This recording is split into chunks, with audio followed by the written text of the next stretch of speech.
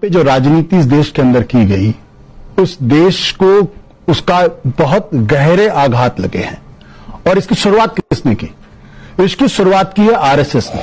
1986 में जब अशोक सिंघल ये प्रस्ताव लेकर गए बाला साहब देवरस के पास कि राम मंदिर का जो सवाल है ये पूरी तरीके से सुलझ जाएगा और हम समझौते के लिए तैयार हैं, तब बाला साहब देवरस ने अशोक सिंघल को डांट लगाई और डांट लगाते हुए कहा कि तुम पागल हो।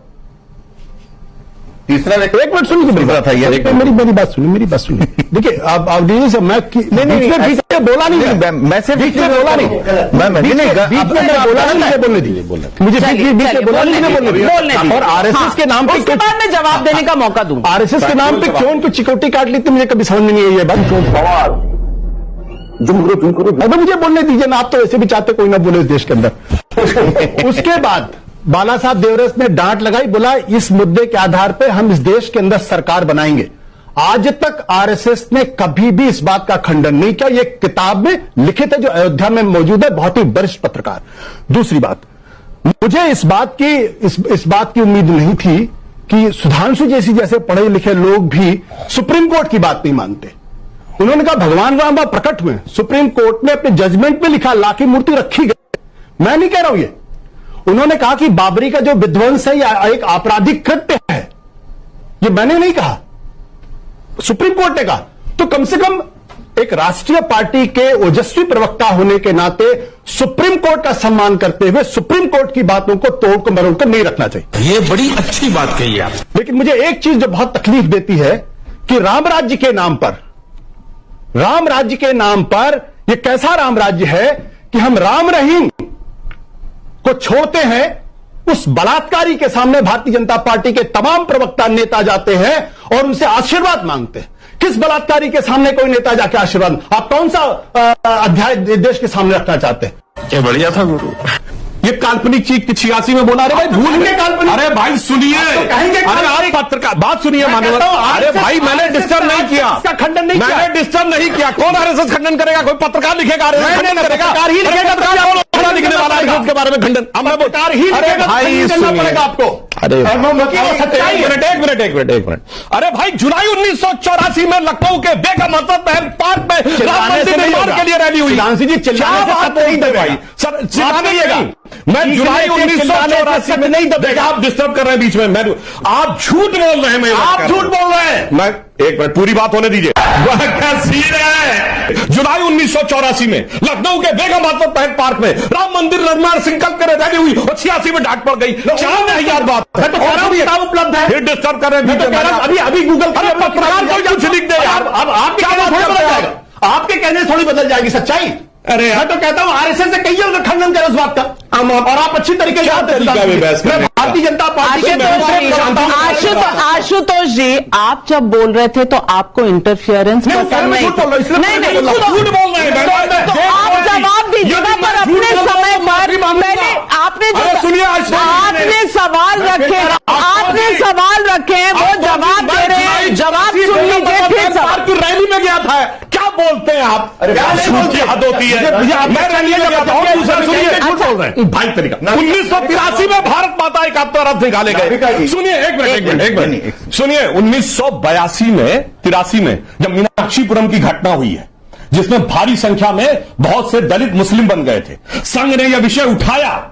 उसके बाद इंदिरा जी ने हस्तक्षेप किया और वो वापस आए। वहां से राम मंदिर का मुद्दा आया था। कहां 86 में चले के संपादक की किताब आज तक अगर 84 जुलाई की रैली नहीं निकली तो मैं माफी मांगूंगा, वरना आप माफी मांगेंगे। बोलिए अगर जुलाई मेरी रिसर्च टीम चेक कर रही है 84 की बात होने के नाते। अरे भाई मैं तो अच्छा बताइए, जब मूर्तियां पहले सुनिए, जब मूर्ति हुई थी सबसे पहले प्रकट हुई तो पूजा किसने की थी? अरे भाई मैंने कहा सुप्रीम कोर्ट ने जो कहा वो सही है। सुप्रीम कोर्ट ने जो कहा वो सही है। सुप्रीम कोर्ट ने जो कहा वो सही है। आपने सवाल, मैं आ रही हूँ दिग्विजय नाथ जी ने उसकी पूजा की।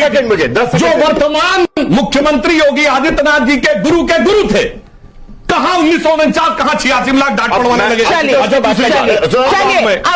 अब नीतीश अवस्थी जी इंटरव्यू। मुझे मालूम है कि किताब का हवाला देकर के आज से 10 साल बाद 20 सुधांशु जी 10 साल बाद 20 साल बाद 50 साल बाद ये किताब का हवाला दिया जाएगा कि 26/11 आरएसएस ने करवाया था। इस किताब में लिखा था। एमओ मथाई तो साथ में रहे थे नेहरू जी के। आप कहें तो उनके कुछ पंक्तियां पढ़ के सुना दूं? सुना दीजिए। सुना दीजिए। बैन हुई थी किताब। कौन सी किताब बैन हुई है? आपके अंदर मैं जॉन ऑफ कैनेडी, सुधांशु जी बता दीजिए। जॉन ऑफ कैनेडी इतनी किताबें बताऊंगा, इतनी किताबें बताऊंगा। मैंने कहा किताबों के बारे में, किताबों के बारे में बात मत करना।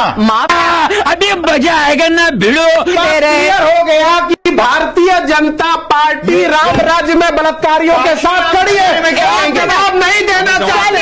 एक मिनट सुधांशु जी, जब जवाब देना चाहते हैं आप बीच में बोलते हैं, फिर कहते हैं जवाब। चलिए जवाब। अब मैं शांति से बोल लूं? जी, ठीक है। बिल्किस बानो से बलात्कार करने वाले बलात्कारी 14 साल की सजा काट के बाहर आए। ठीक। इमराना से बलात्कार वालों के साथ क्या हुआ? इमराना से उसके ससुर ने बलात्कार किया और उसके बाद फतवा जारी हो गया कि अब वो अपने ससुर की पत्नी और पति की मां हो गई। पीड़िता को यह पुरस्कार मिला। और उस सुनिए कहा लिखा है कि 3 साल की बच्ची को जान लीजिए थी और उसके बाद उसे माफी रिपोर्ट रुके। हिंदू धर्म के किस अध्याय किस संसद कि आप 3 साल की बच्ची को दीवार में टकरा पूरी बात करने दीजिएगा। सपा बच्चा की मिली हुई सरकार रहना बहुत मुश्किल और सुनिए, और वो मौलवी साहब मुफ्ती मुकर्रम आली, वाह। और सुनिए, इतना ही नहीं, गिरजा टिक्कू नहीं याद है? सामूहिक बलात्कार के बाद आरे से काट दिया गया और एक स्त्री नहीं पूरी कौम से कहा गया अलिफ गलिफ खलिफ। क्या बोले मैं समझा नहीं। जाओ कन्वर्ट हो जाओ या मर जाओ और अपनी औरतों को छोड़ जाओ। और इतना नहीं, उसके आरोपियों को प्रधानमंत्री आवास में बुलाकर सम्मानित करके बात। ठीक है इतनी किस बानों के साथ भी जवाब। मैं एक ही समुदाय की 2 महिलाओं के लिए इतना संवेदना में अंतर क्यों है? इमरान के बलात्कारी को क्या सजा मिली? मैं जानना चाहता हूं। सवाल का ये बताइए, राम रहीम आपका रिश्तेदार लगता था, उसको सुब्रांश जी सुब्रांश जी मेरे एक सवाल का जवाब। जिनका इतिहास शाह बानो जिनका इतिहास शाह बानो वाला हो, वो कम से कम महिलाओं के बारे में बात ना करें तो बेहतर है। अभी मदद है भाई, अभी मदद है। अरे बिल्कुल सही कह रहे हैं आप। अभी किरण खेर का बयान आया था कि बलात्कार होता रहता है। मुख्यमंत्री का जवाब आगे है। आपकी सांसद मुख्यमंत्री गृह राज्य मंत्री आशुतोष जी आ रही हूँ। याद है आपके गृह राज्य मंत्री? एक मिनट, जोशी जी अभी तक नहीं बोले हैं। और तू समझा? हाँ नहीं, तू समझा नहीं।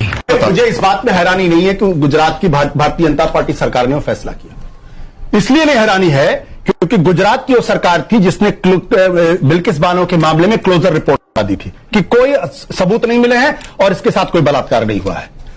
जब सुप्रीम कोर्ट मामला गया, सुप्रीम कोर्ट ने कहा गुजरात के अंदर न्याय नहीं हो सकता तो उसको सुप्रीम कोर्ट में महाराष्ट्र। एक मिनट कौन गया? एक मिनट कौन गया? ये भी अब आप आधार मैंने कहा अब आधार हो ना, क्योंकि सच कौन गया ये भी बोलिए ना। सच बहुत कड़वा है। सच कड़वा, इसीलिए तो मैं कह रहा हूँ महाराष्ट्र कौन गया? मामला गया नहीं। तब जाता है जब कोई जाता है। कौन गया था? सरकार गई थी। रंगे हाथों पकड़े गए। नहीं, पकड़े जा रहे, रंगे हाथों पकड़े गए। मजा आया।